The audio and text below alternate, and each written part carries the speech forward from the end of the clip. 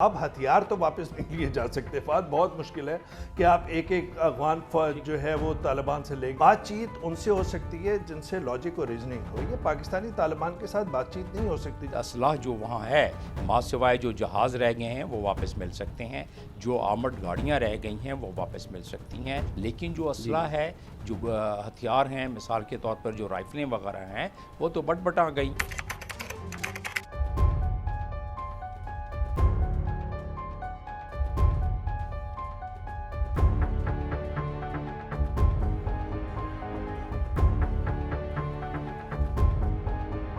The Deputy Prime Minister, Foreign Minister congratulated the NSA on the assumption of office and reaffirmed Pakistan's commitment to continue its cooperation with the US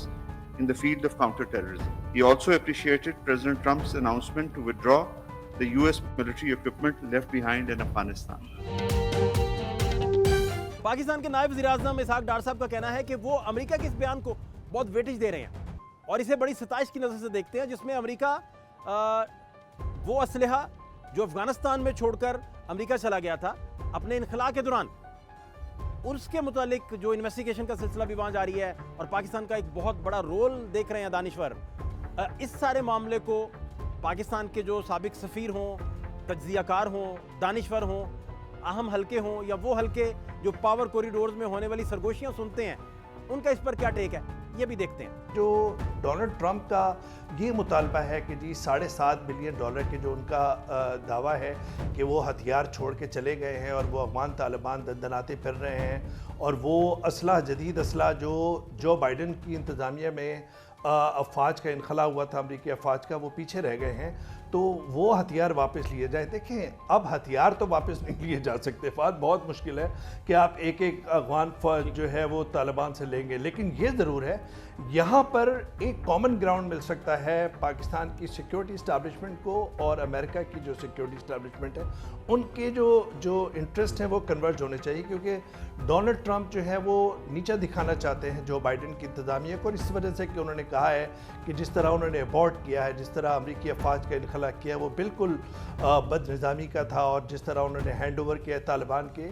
تو Donald Trump ان کو نیچا دکھانا چاہتے ہیں. اور یہ ہتھیاروں کا جو بیان ہے کہ واپس لیں گے، وہاں پر ایک اسپیس بنتی ہے، اور میرے خیال میں یہ جو ابھی بیان دیا ہے انہوں نے کانگریس میں، یہ بھی اسی کی ایک کڑی ہے. لیکن یہ کہ اس پوائنٹ کو لے کے پاکستان امریکہ کے تعلقات کیا 9/11 کے اس میں ہو جائیں گے، میرا نہیں خیال، لیکن تعلقات رہیں گے. میں یہ سمجھتا ہوں جتنا میں نے افغانستان کور کیا ہے، جتنا میں نے ٹرائبل ایریا کور کیا ہے، ملیٹنسی، بات چیت ان سے ہو سکتی ہے جن سے لاجک اور ریزننگ ہو. یہ پاکستانی طالبان کے ساتھ بات چیت نہیں ہو سکتی جنہوں نے APS کا سانحہ کیا ہو، جنہوں نے خواتین کو شہید کیا ہو، جنہوں نے سیکیورٹی نوجوانوں کو شہید کیا ہو. تو میرے خیال میں پاکستانی طالبان افغان طالبان کے ایڈیولوجیکل پارٹنرز ہیں.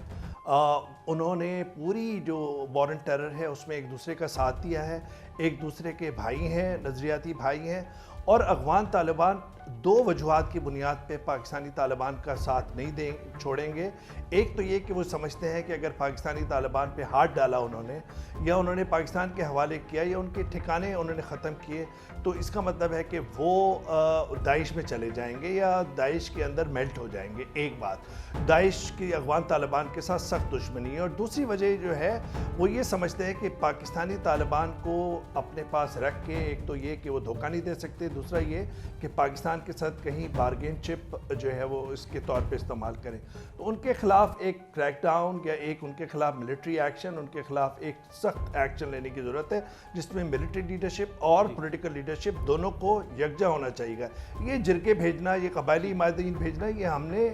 20-25 سال میں دیکھا ہے، یہ کام نہیں ہوا ہے. اور لوکل جو مقامی پشتون ہیں، لبرل پروگریسو پشتون ہیں، جن کا خون بہا ہے، وہ بھی اس کی مخالفت کرتے ہیں بات چیت کی. دوسری بات یہ کہ جو بھی دار اندازی ہو رہی ہے پاکستان میں، وہ ساری کی ساری جو ہے امریکہ جو ایک بڑا ہائی ٹیک قسم کا اسلحہ یہاں پہ چھوڑ گیا ہوا ہے، اس کی وجہ سے ہو رہی ہے. خود جو موجودہ صدر ہیں امریکہ کے، وہ کہہ رہے ہیں کہ یہ اسلحہ وہاں پہ نہیں چھوڑنا چاہیے تھا. اسلحہ جو وہاں ہے ماں سوائے جو جہاز رہ گئے ہیں وہ واپس مل سکتے ہیں، جو آرمڈ گاڑیاں رہ گئی ہیں وہ واپس مل سکتی ہیں، جو سیٹلائٹس ہیں وہاں اور جو وہاں ان کے ایویشن کا نظام ہے وہ واپس مل سکتا ہے، لیکن جو اسلحہ ہے، جو ہتھیار ہیں، مثال کے طور پر جو رائفلیں وغیرہ ہیں وہ تو بٹا گئی، تو اس کو پاکستان کو امریکہ اور پاکستان کے ملٹری ٹو ملٹری کوآپریشن ہمیشہ بڑی اچھی رہی ہے اور آج بھی بڑی اچھی ہے۔ پچھلے دنوں ہی بڑی اچھی ڈائلاگ ہوئی ہے ملٹری ٹو ملٹری کوآپریشن کی، اور وہ 2025 میں ہی ہوئی ہے، اسی طرح 2024 میں کچھ ہمارے ایم او یو سائن ہوئے ہیں، تو ملٹری ڈپلومیسی ہماری ابھی بھی بالکل پلیٹ فارم پہ ہے اور بالکل ٹریک پر ہے، لیکن